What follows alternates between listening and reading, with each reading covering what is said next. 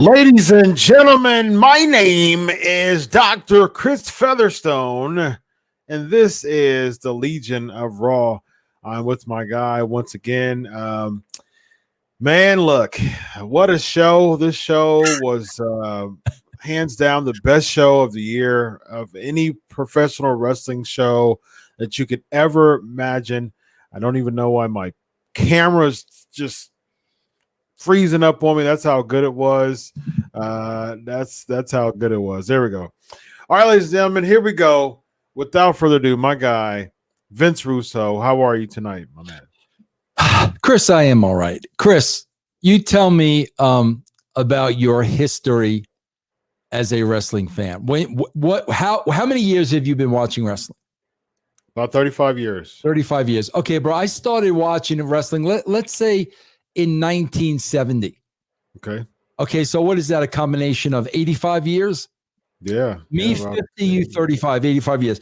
Chris, I'm going to ask you a serious question now. Mm-hmm. I am dead serious. Let's try to peel back the onion and see if we can figure this thing out. Mm-hmm. Bro, between the two major companies that we see on TV every week, Chris, are you there? I'm here, but for some reason it's my camera. It's so bad that my Yeah, you're going in and out.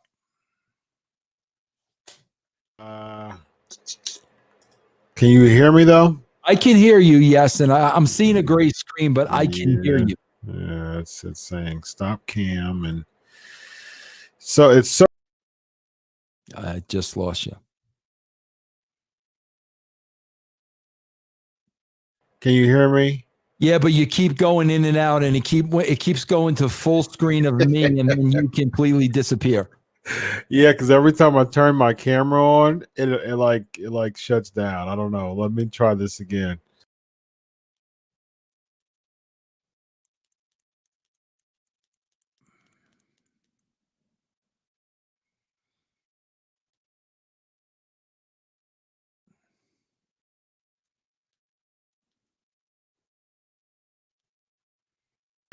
All right, there we go. There you go. All right. Okay, yep, so 85 years. 85 years combined. Mm-hmm. Bro, seriously, let's look at the two major wrestling companies that are on television now, AEW and WWE. And let's be serious wrestling fans who have watched wrestling for 85 years. Mm-hmm. Bro, let's look at the first segment. Seriously, bro, what happened where it became a prerequisite that you have to be a goof to be a professional wrestler? Like, bro, when did this happen? Like, we get so much goofiness on AEW and the W.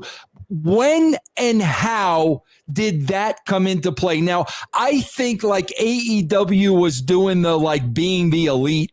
Mm-hmm. And I used to watch some of those. And Chris, listen, I know I'm going to be 60, but I would watch those. And I mean, bro, they were never funny to me.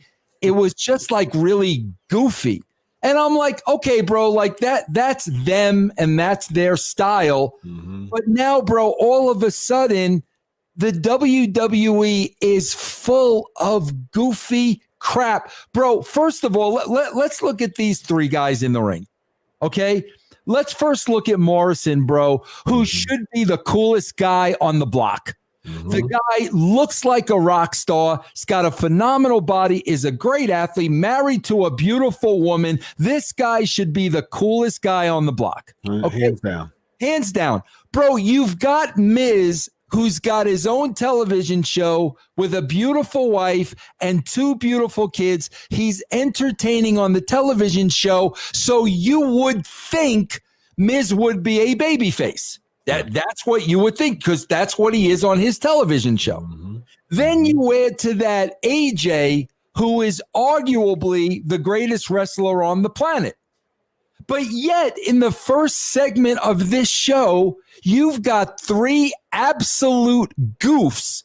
Bro, literally, the way they come across on camera, if you add up their IQs, you're lucky if you get 50. Yeah. And so my question is, and this is a serious question, bro, how did this happen?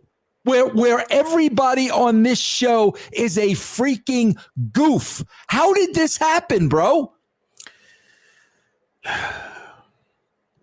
If I could generally answer that question, I think we'd both be in a better place right now. It was it was an absolute embarrassment to what I call wrestling that I've known for 35 years. And now I've been watching wrestling for 35 years, but I've backlogged at least in the 70s. So I've watched plenty of 70s wrestling.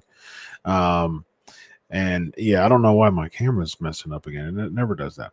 But anyways, so it's crazy. I mean, it makes absolutely no sense. It's ridiculous, and it's just continuing to look like I can't even call it a niche product. It's like when you have a niche product, at least you're playing to the house and you're playing to a particular audience. You're not even doing that much. So I can't even call it a niche product anymore. I don't know what this is. I mean, bro, come on. Through the 85 years we've been watching, Chris, there's always been the goof character. There's always been a character. Honky Tonk Man was a goof. You always had a character who was a goof. But, bro, not every character was a goof.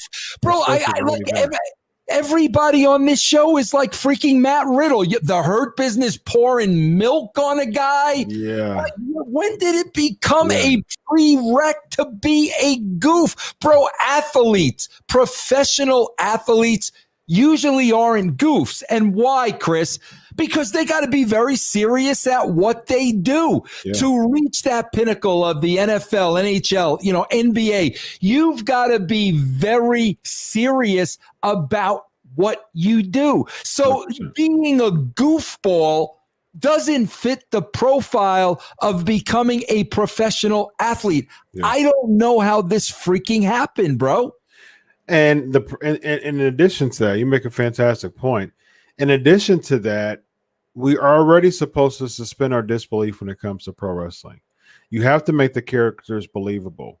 There's hardly anybody, if anybody, in the whole WWE that's believable other than maybe Roman Reigns. Drew McIntyre was that, but he's not even that anymore. He's not even, he's not even that character who's intimidating anymore. He's getting beat up. They're having him get beat up. So it's even worse. I don't know, man. The more and more I watch this show, bro, it's not for adults. No. It's not a show that's for adults. And okay, bro, that's fine, but you're on primetime television. Exactly. I couldn't have said it any better than that. Yeah, it's like a Saturday morning cartoon now, like for like teenagers or something like that. And even teenagers won't even be interested in it. Who's the audience of this, Vince? Like who's the audience are? I'll tell you exactly who the audience is for both companies. Mm-hmm. The audience is the boys and management. Yes, because, bro, I told you, Chris, when I was in the business, bro, you ribbed people, but it was an occasional rib. Mm-hmm. Between AEW and WWE, like everything is a rib. It's a rib to pop the boys. It's like, hey, listen to what I say out there. Mm-hmm. It's a rib, Pritchard and Vince ribbing the boys, whether it's Lana going through a table or whether they're seeing AJ as that hick from Gainesville, Georgia, whatever it is. Mm-hmm. It's become one continuous rib. But, bro, here's the only problem, Chris. We're not in on the joke. Right. So we're watching this and we're like, what what are you guys doing? Yeah. It's like that inside joke that you're not inside of, it's like exactly. It's okay to have one of those. Okay, well, only a limited few. Bro, this has turned into the whole show. Yeah. Absolutely. Yep, and on that note, you were talking about the beginning. We get the dirt sheet with AJ Styles, Morrison mocks Drew McIntyre, and Sheamus appears. I mean, this is a joke of of an intro. I mean, it's just, and again, this is supposed to set the tone of the show as far as the viewer. It's just, I don't understand how this is drawing more viewers. I have no idea how this makes sense as far as like, okay, and again, I keep telling you, Vince, I look at this as like, because my undergrads in PR, I have fun with it. I look at it from a standpoint of a focus group. And if I look at this, I would say, what the heck is this mess? How in the world is this segment going to be like, oh, I can't wait to the next segment. Oh, this was good. That kept me going. I would turn the channel. If I didn't know much about wrestling, or if I haven't watched wrestling for a while, I would turn the channel, especially since they have, especially for those in Ohio, because you got the Browns playing Monday Night Football. I mean, that's already competition. And it's just it just really doesn't make sense to me how the writers can look at that and say, this is captivating television. Well, not only that, Chris, you're a psychologist. Let's look at the psychology of this for a second, okay? Because this is another, like, are you guys following this show? Do you guys know what's going on? Okay, bro. We end last week's show with the accidental Sheamus kick on Drew, and the two of them brawl, right? Okay, so now at the beginning of this segment, you've got these three guys getting heat on Sheamus. Okay, bro, Drew doesn't come out because he's still pissed at Sheamus from last week. I get that. Okay, well, so far so good. But Sheamus is tied up by the feet, taking chair shots from AJ Styles. Yeah. Okay, so, bro, now we get to the end of the show. We've got AJ, Miz, and Morrison getting heat on Drew. Now, bro, you would think from a psychological point of view, if Sheamus sees AJ, he should see red from what happened in that first segment. Yes. He should be seeing red. So, bro, the way to go was Drew's getting the shit kicked out of him. Oh, I'm sorry for that language, but he's getting the crap kicked out of him. Okay. Here comes Sheamus, not because he wants to help Drew, so to speak, but because of what happened in that first segment. Yes. Okay. And then, bro, out of that, you have another miscalculation that, escalates the story. Bro, Sheamus not showing up at the end. Now he's a wimp. Yes. Now your big baby face is a wimp. Bro, that was at the very beginning of the show. This is at the very end. So he had almost 3 hours to recuperate. Yeah. Where the frig is he? That's what I'm talking about, bro. Like, where is Sheamus? It's got nothing to do with helping Drew, but it has everything to do with seeking revenge from earlier in the night. Yes. How do you not cover Sheamus? Yes. You heard it from the Booker Vince Russo. That made much more sense to me. Did that on AEW, bro. For a year, they're building Moxley, the lunatic fringe, the guy who walks to the building, the guy who's nobody can control. He's out of control. Okay, bro. He gets hit in the head with a microphone. He gets screwed out of his title. Guess what, bro? The next week he doesn't show up. Bro, you've got to protect your freaking characters, because now I'm looking at Moxley and I'm saying, bro, I don't care if his wife is pregnant. I don't care if he's going to Japan. On this TV show, the guy looks like a wuss now. Yes. How did they not see this, bro? Yeah. It's baffling to me. It really is how they don't see the continuity of the storylines. Like I said before, it's just, if you want to write like a scriptwriter, when it comes to movies, you have to have continuity. You have to have buy-in.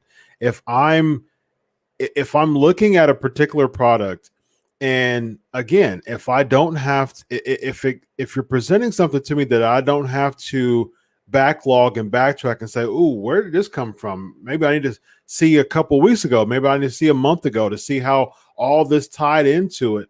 If you don't create that for me, there's no reason for me to go back a few weeks or a month because there's no continuity here. You're not presenting something to me that's making me say, "Ooh, let me go back, track, and see how this is." It's just Chris, start, stop. There's no continuity. Chris, here's the simplest way to explain this. I gave you 2 instances that happened with both companies in the same week. Mm-hmm. You know, the Moxley gimmick where he gets screwed out of title, nowhere to be found. Mm-hmm. And then Sheamus getting hit with a chair, hanging by the feet, three hours later, no place to be found. Mm-hmm. Bro, I am a huge fan of the John Wick series. Okay, bro, when they killed John Wick's puppy, bro, you knew what was on. Like, you knew, like, bro, people are gonna die. Like, people are gonna get hurt. Like, you knew. Bro, I feel like, bro, we killed Sheamus's puppy. We killed Moxley's puppy. But he's kind of okay with them. Right. Yeah. I don't know. Yeah, I don't know. I agree. It's like, you know, someone gets beat up and then the person who beat them up is beating someone else's up. They're just looking at them like, they don't even do nothing about it. It's just I don't no know. retribution. And the person who got beat up is bigger than the person who beat him up, but he still looks like a wimp because he never just comes out and say, "I'm gonna get mine. I'm just going to just sit back and do nothing." Right. So. Right. Exactly. Right. We get we talked about AJ and Sheamus, and Sheamus is getting beat up. I mean, just what are they doing with this character for someone to be, 6'2", 6'3", solid 240?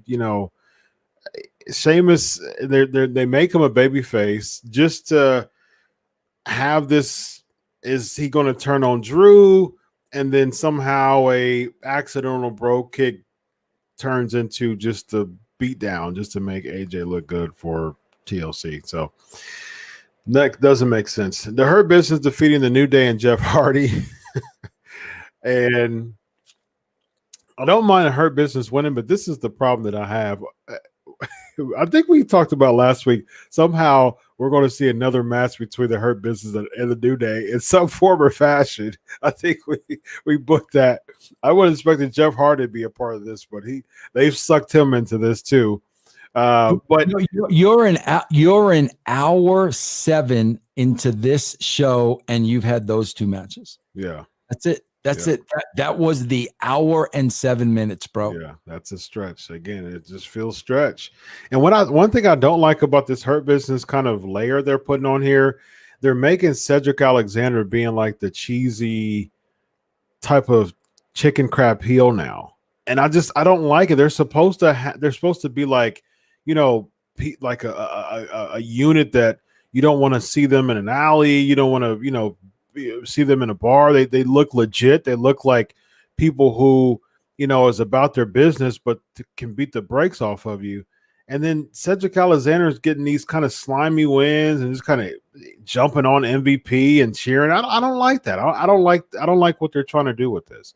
I don't know if they're trying to split them up or tease a split, or this is just a really, really bad type of layer they're putting on the Hurt Business right now. Bro, you got 4 massive. Just think about this for a second. Bro, you got 4 massive black guys, massive athletes. Bro, you're talking about world-class athletes, every one of them. Yeah. Every freaking one of them, bro. Okay, and they got a white guy there that probably weighs $150 soaking wet.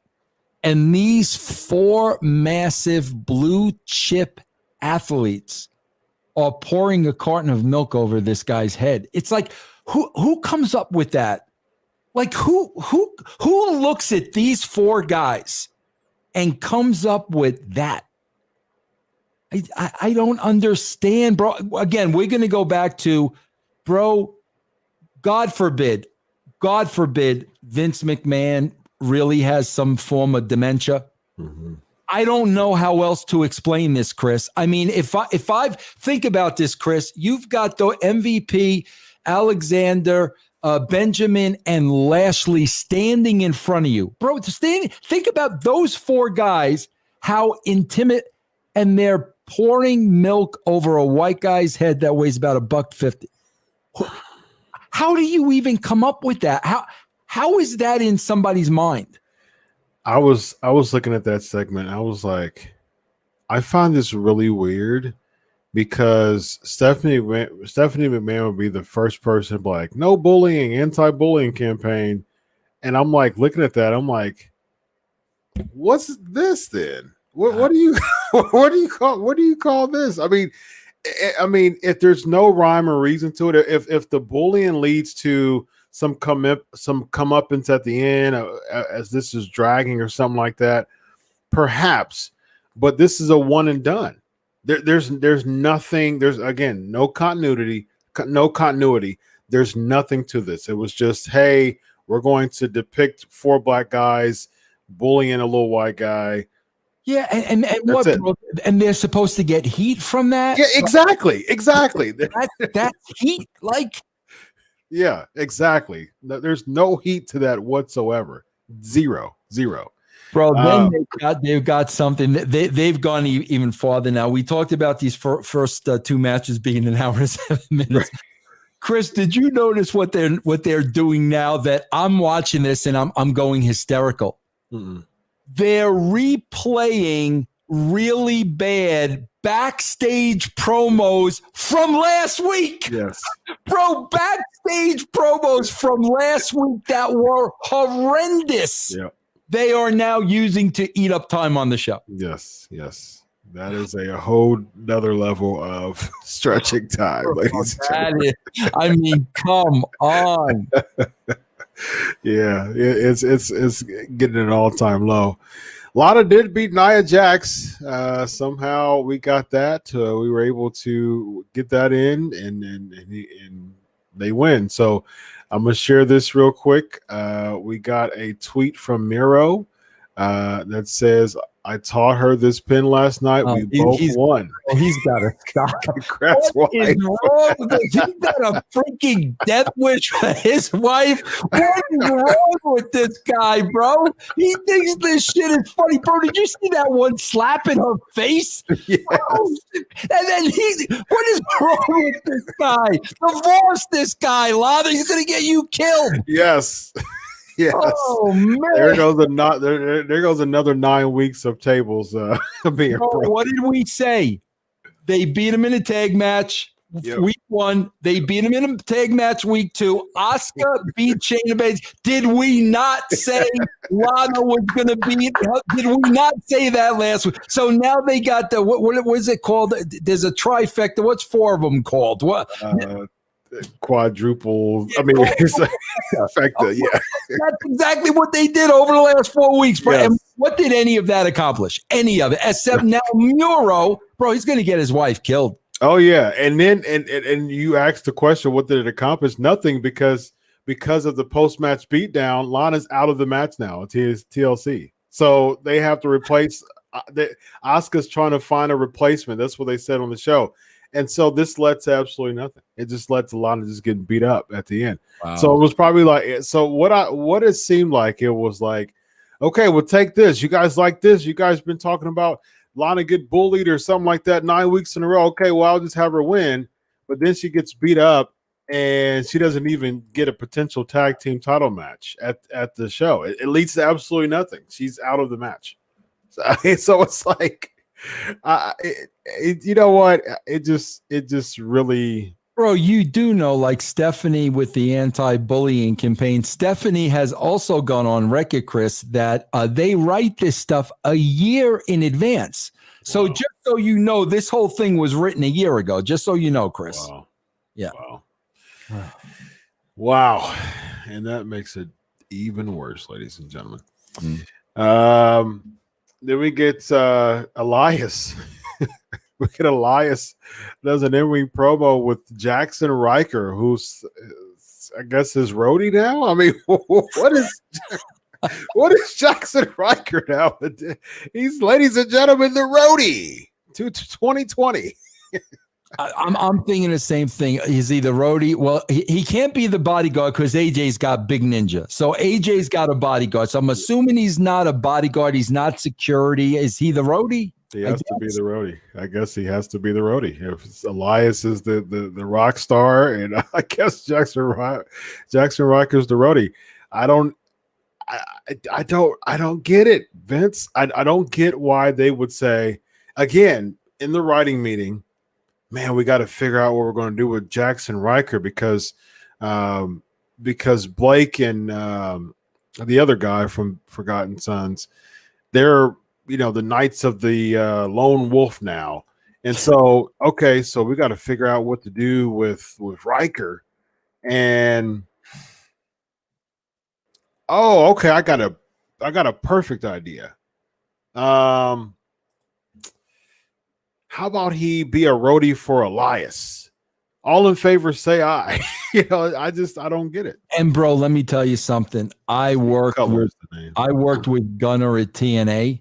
Mm-hmm. Bro, this guy's a star. Mm-hmm. And this guy's the real deal. Bro, we named him Gunner because this guy sat on tanks and was the gunner. Yeah. That's what he did. He served the military. Exactly. Bro, I saw such potential in this guy, and he's the bodyguard or the roadie of Elias. Okay. Yeah. And what's this leading to? I mean, I don't understand. What a terrible way to use Chad Lale at this point. It's just I don't understand. And even when he was in the NXT, when he was with the Forgotten Sons, he didn't even really do much of the wrestling. It was just Cutler and Wesley Blake. He would just come out and just kind of be there and just. And bro, not only that, is there anybody that looks more like Elias than him? So you got a guy like his roadie, secure, whatever, that almost could be his twin brother. Bro, remember when two guys couldn't have a beard? Back in the day, if one guy had a beard, nobody else on the roster. These guys almost look like identical twins, and they put them together. Yeah. Again, no rhyme or reason to it. Nothing to it. He's just standing right next to Elias, and he just beating up the 24/7 mob. And I don't know. It's just I don't see any type of promising future with this. Miz and Morrison defeating Keith Lee, yet another person who's just being totally just left in the cold. I mean, why in the world would you scheduled a handicap match? This wasn't even something that he asked for. This wasn't something that was from a backstage segment. They announced the handicap match early in the show that somehow it's going to be a handicap match between Miz and Morrison and Keith Lee. No rhyme or reason to it. No build up. No nothing.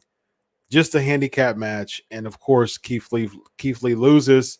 Again, continuing to drag his name through the mud. Well, here's the fascinating thing to me, Chris. Okay, now we read earlier in the week that Keith Lee was sent back to NXT for training during the week. Mm-hmm. So, bro, when I'm seeing Keith Lee get beat here, this is them taking Keith Lee down a few pegs. I know how it works. Mm-hmm. Let's say this guy thinks a little too highly of himself. Let's send him back to training. Let's take him down a few pegs.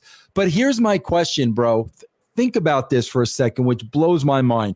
Now, bro, when I worked with Vince did not watch ECW. Vince did not watch WCW. It was WWE 24/7. He never watched the competing product. Okay, bro, I'm just getting blown away because now Vince is sending Keith Lee back to NXT because Vince is deeming that he's not ready. Okay, bro. So then my question is, then why was he brought up in the first place? Which leads me to answer, bro, Vince never saw him work at NXT. Yes, exactly. So, bro, you're not, okay, bro, I understand you don't watch ECW. NXT is the WWE, bro. It ain't WC. This is your minor league company. Bro, he's not watching it. He's clear. clearly not watching it. Yeah. I mean, bro, for you to bring this guy up and then deem he's not ready, he needs to go back down.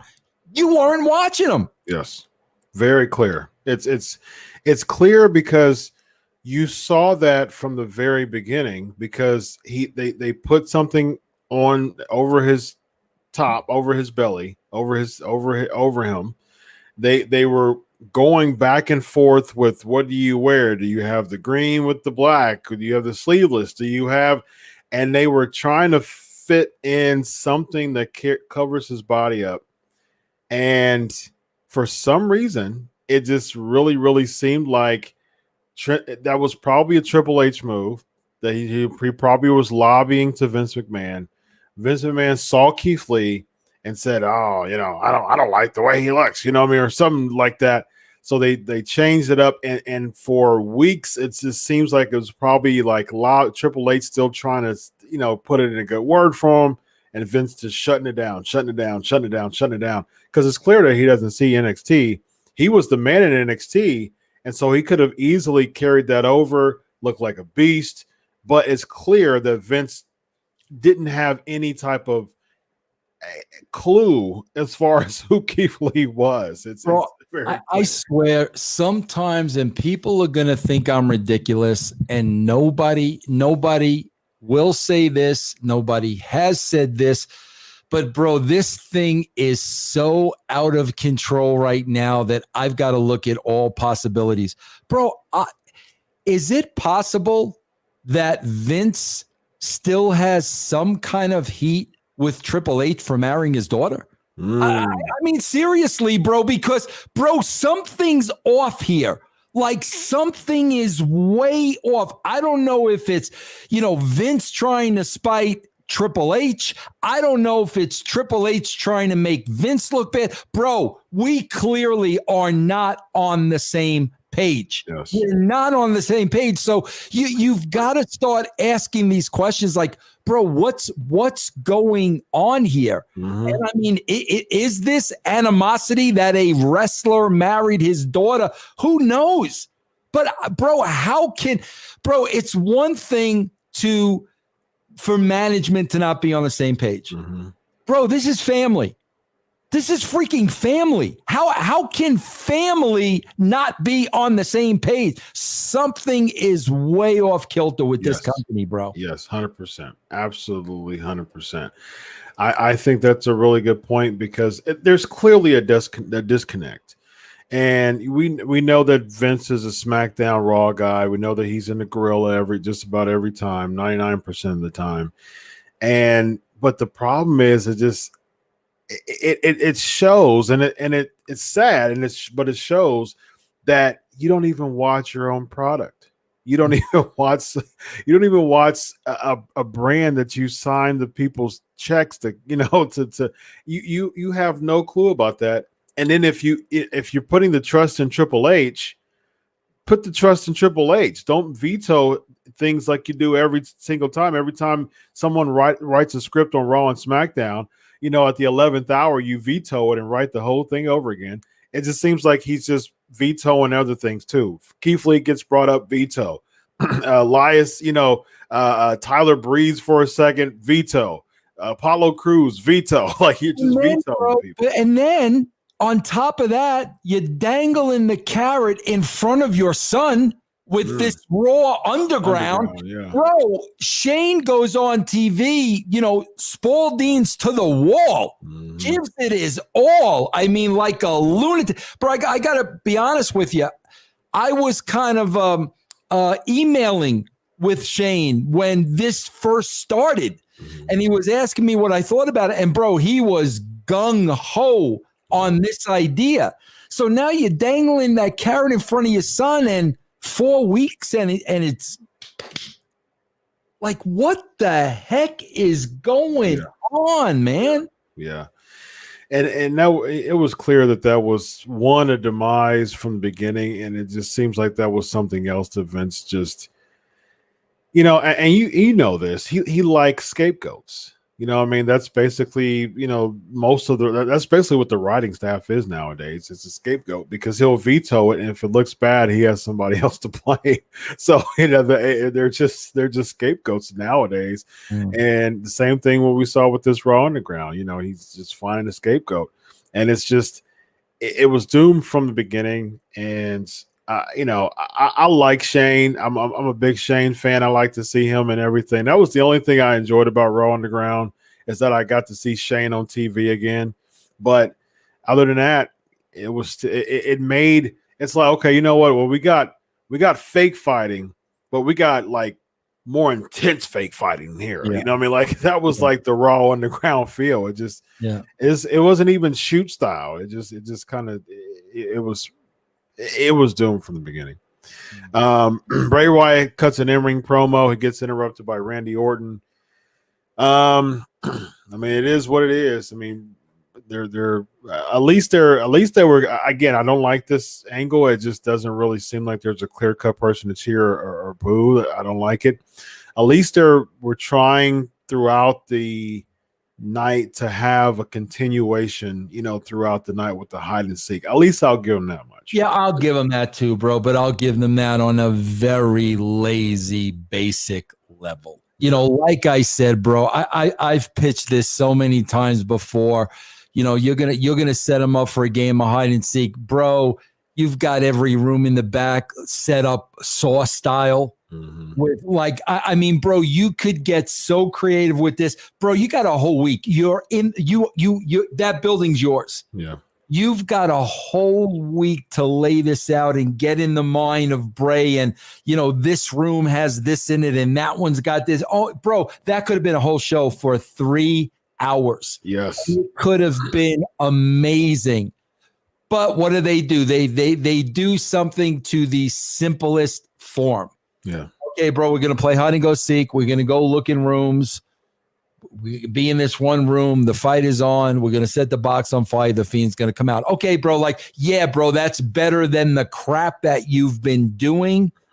But what it could be and the potential, we get, you know, on a scale of 1 to 10, bro, we get a 4. Yeah, I think that's pretty accurate. Yeah. Mace defeating Ricochet. Did we call this last week too? Another variation of Ricochet against the Retribution.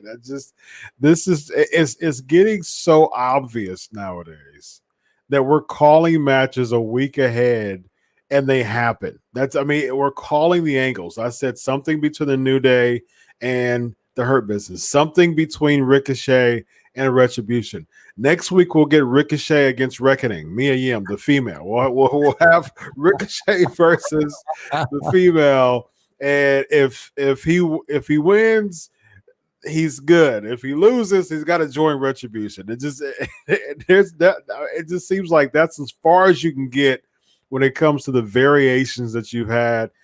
And Retribution, he gets attacked afterwards. And then Mustafa Ali says, we're not going to stop until you join Retribution. Okay, so Vince, if Ricochet joins Retribution, then what? What's next? It's a group that isn't really mildly successful. I guess the object would be for, you know, one by one, they get people to join them until they've got 80% of the company. I guess that would take a very long time, though.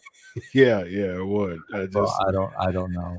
Yeah. If I was Ricochet, man, I would be very, very unhappy with my status in the WWE right now. I mean, put a hood back on him, man, and you know, he was so like charismatic when it came to his Prince Puma days in Lucha Underground when he was under a hood, and it was compelling, and he really allowed that mystery, you know, the element of mystery caused some charisma. But now he just comes out looking like Ricochet, and that's it. That's all you got. Yeah. That he has to wear Reckoning's mask. Yeah, he's exactly. Yeah. Next week we'll see Reckoning versus Ricochet.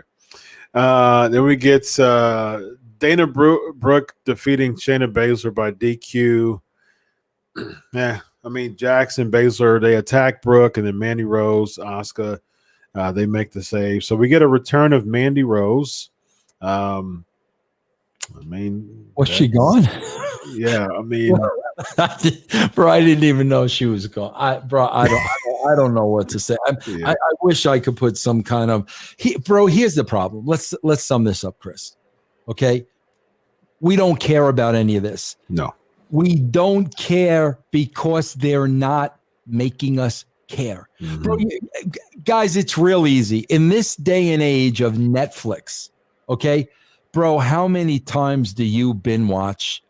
And how many times, Chris, do you find yourself there at 5 a.m, 7 episodes in? I want to go to freaking bed. I got to watch the next episode. Yeah. Bro, so many times. And that's amazing, bro, when they are making you care enough to watch 2 episodes, 3 episodes, 4 episodes. You got to go to work tomorrow. You got to watch. That's amazing television writing. Absolutely. And, bro, that's a lot of series, lot of series. We look at this show.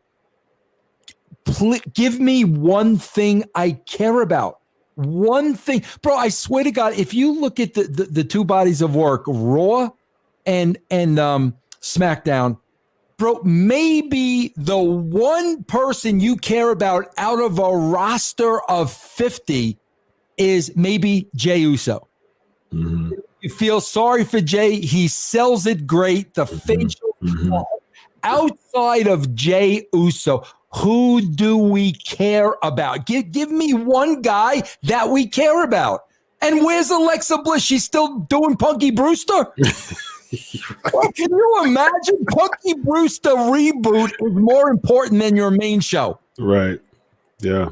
It's that we don't care, bro. That's not our fault. Yes. Give us something to care about. Yeah, and don't and having some type of Scottish parody of Morrison and AJ Styles. That's not the answer.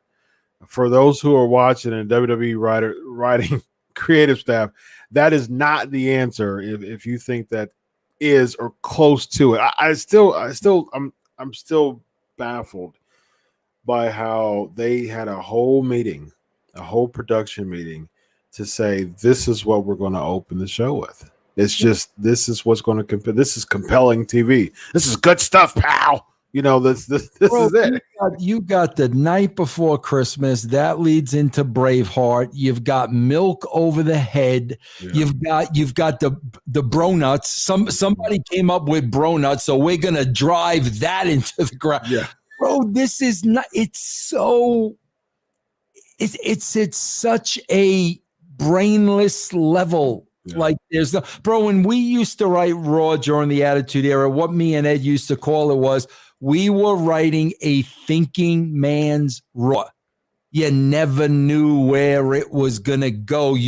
We always kept you off balance and off your toes. You never knew where it was gonna go. We have gone here beyond predictable, and the level we're at now, Chris, is, bro, we don't care where it goes. That's right. We don't care. Like it's one thing that it doesn't go anywhere, but now we're at a point of we don't care where it goes. Mm-hmm. Yeah, it's too predictable. It's like, you know, I'm not, even if I wanted to watch a movie or a show, if it was so predictable, I wouldn't be inclined to watch it when it comes out.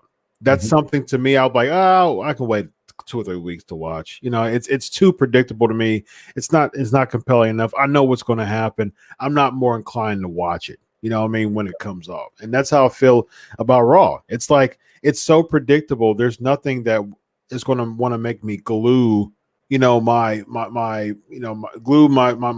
face to the screen and say, you know what, I'm looking towards something else. I'm looking toward, you know, some type of, excitement or unpredictability. There's nothing to that causes me to watch it on the spot. I'm like, you know, I can wait. I can wait. And if you had a bad show, if you had, just think about it. If you actually had a show, if for those Netflix or or whatever, NBC, CBS, whatever. If you actually had a show like that, episodic television that brought in that type of product that was predictable, that was that wasn't, didn't have an element of mystique to it, didn't have any type of cliffhanger, that wouldn't last a season. No, yeah, absolutely right, bro. You are absolutely right. Absolutely right. And for some reason, this is okay to watch, or USA. I don't understand. It doesn't make sense. Next, we get backstage. Bray Wyatt, he gets to hide and seek. Then he sits in the chair of the old Bray Wyatt character. Then he gets attacked by Orton. Orton puts Bray in a box, lights it on fire, and then the Fiend pops out of it and puts him in the mandible claw. So that's what you get. Well, think about the logic of that, though. Like, we don't even think about the logic. Think about the logic, bro. The box is on fire, okay? And while the box is on fire, Bray Wyatt is inside of it, changing his clothes. Yeah, I was thinking the same thing. Seriously, think about that, bro. Bro, at least with like Taker and Kane, like, with the fake bottom on the casket, and you could just flip the casket and somebody else would come out. Yep. It wasn't a guy changing clothing while the coffin's on fire. Like, when you really think about the logic behind that, I'm like, okay, I'll accept anything at this point. Whatever you guys say, I'll accept. Whatever you say. The box is on fire and he's going to change costumes to come out of it. Okay, acceptable. Fine, bro. I was thinking the exact same thing. I was like, this had to be rehearsed like a few times. Like, I'm going to put your clothes right here. As soon as you get in, I'm going to have your clothes laid out so you can just lay down and slip it right on and just put the mask on and then just pop right out. It's so crazy, bro. It's so crazy, man. Yeah, that is. I was thinking the same thing. That's hilarious. Riddle defeating MVP. I don't get this. I mean, you're trying to make the Hurt Business a thing and then going back to the 50-50. Like, if one person, if you're trying to make it, if you're trying to be logically consistent here, you should not have a MVP just lose a match cleanly. And he's like the spokesperson of the Hurt Business, and he's losing to Riddle, who wins some, lose some, doesn't have enough, spark right now, but he's losing to the mouthpiece of the Hurt Business, and they're trying to make them look like a thing. It doesn't make sense to me. I don't know, bro. And there's 4 of them and 1 of him, right? And I don't know, bro. Yeah. I mean, think about this, bro. If Matt Riddle is walking down an alley by himself, and there's 4 guys from the Hurt Business, and Matt Riddle screws with one of those guys, what happens to Matt Riddle? This guy's walking away eating a box of donuts. That's so, right. Like, how scary is the Hurt Business? Really? Right. If Spicoli isn't afraid of 4 guys and the Hurt Business, then I mean, how tough are they? Yeah. Not tough enough to intimidate Riddle, clearly. AJ Styles and Drew McIntyre does a face-to-face. This leads to Styles and Miz and Morrison attacking McIntyre. I hated this segment. It is ridiculous to me. Chris, I'll tell you what I think happened, to be honest with you. Bro, something had to go short, because they were stretch AJ and Drew. This promo went on forever. All Drew did was repeat what AJ said. It definitely looked like they were trying to fill time. I'm assuming something went short or somebody got hurt, because, bro, no way this segment could have allotted that amount of time. No way, bro. Yeah, I agree. It just it dragged, and it just, again, I just, you gotta protect your characters. You have to just protect your character, especially someone who looks like Drew McIntyre. Yep. Dude looks like $1,000,000. He's an absolute just prowess, and he's an athletic just stud. He looks the part. He's good in the ring. His music is just main event worthy. He looks the part.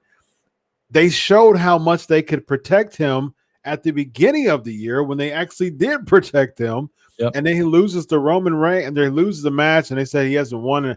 When he loses to Randy Orton, and they actually protect him then because they're like, okay, well, he hasn't lost in the year, so that was a good way to protect him then. But it just seems like ever since Survivor Series, and even a little bit before then, they have not protected Drew McIntyre. And again, I don't understand, for those riding in the back, the same people riding for, Bro Nuts and Matt Riddle with the 8 segments backstage, why can't they spend more time concentrating on Drew McIntyre, the WWE champion, the face of Raw, and you're having him get beat up by AJ Styles to close the show? Bro, how much does that make him look like just a wimp? There's no focus, bro. There's no focus. And Riddle is popping somebody. So yeah, bro, we're gonna write the 8 Riddle segments. There's no focus on the show. I swear to God, Chris, I've got to be honest. TLC is next weekend, not this weekend, right? It's this week, this Sunday. Chris, I don't know what the matches are. Like can you tell me, like, who is McIntyre wrestling? AJ? AJ, yep. Okay, and who's Sheamus wrestling? Nobody. And what are Miz and Morrison doing? Nobody. And Reigns is wrestling Owens. Yep. Sasha is wrestling Carmella. Yep. I don't even know who the tag team champions are anymore. Like, I don't. Oh, that's a good question. Who are the tag champs? Who are the tag Jaxson, Baszler. They're going against. It was supposed to be Asuka and Lana, but since Lana got beat up. Who are the guy tag champions? Oh, well, the Raw tag team champions are bro, New Day. New Day? Yeah. Okay. SmackDown is Street Profits, and neither of them are. New Day is going against the Hurt Business, and then Street Profits are going against Rude and Ziggler, but that's on SmackDown. That's not even on the pay-per-view. Bro, I don't even know. Like, I don't, bro. Think about, like, I'm gonna say, like, I was gonna say, give me one reason to watch TLC, bro. I don't even know the card. I've been watching this every week. Yeah, every week, and I don't even know the card. Yeah, there's no hype to it. There's no setup. There's no proper setup to it. And I remember, and WWE is the only thing that does that. It's like you go UFC, boxing, and you get a big major feel to it. You have a major feel. It's like, okay, yeah, you have to. It seems like since they've gotten less accountable and less, dependent on making money from pay-per-view buys, it just seems like their intent or their drive to really press those go-home shows has, like, faded, like, just miserably. And the go-home, I remember back in the day, like, the go-home shows were like, it was like everything to the wall. You know what I mean? You put your best foot forward. You're compelling people to buy the pay-per-view. This is the last chance to buy the pay-per-view, other than the free-for-all in the beginning, 30 minutes before the pay-per-view. This is it. This is the moment. But now it just seems like it's just another show. Yeah. It's broken, man. It's broken. It's broken badly. And I don't know, bro. I hate to say this. Is it, is it the passing of Vince that changes it? It's broken, bro. The system is dramatically broken, busted. Bro, say Vince goes on for another 10 years. Like, wow. I don't know what to say, bro. Like, I feel bad. And then again, Chris, I always get the, Vince, you're bitter. Yeah, bro, I'm bitter. I want to be working there. And because I'm not working there, I'm burying the product. Come on, bro. How could I keep my integrity and freaking paint this show in a positive light? It's impossible, man. Yeah. Come on. I despise, like, this is cathartic to me, and I'm a psychotherapist, and so I know all about catharsis, and I despise watching Raw. Like talking about and I call us the two grumpy old men in the bingo hall, and that is totally fine for me because I cannot stand watching Raw. I despise. I look, we may differ on this, but I like NXT. I know you don't watch NXT. I love NXT.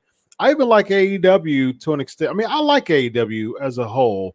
There's some criticism I have with AEW, but I really enjoy NXT product.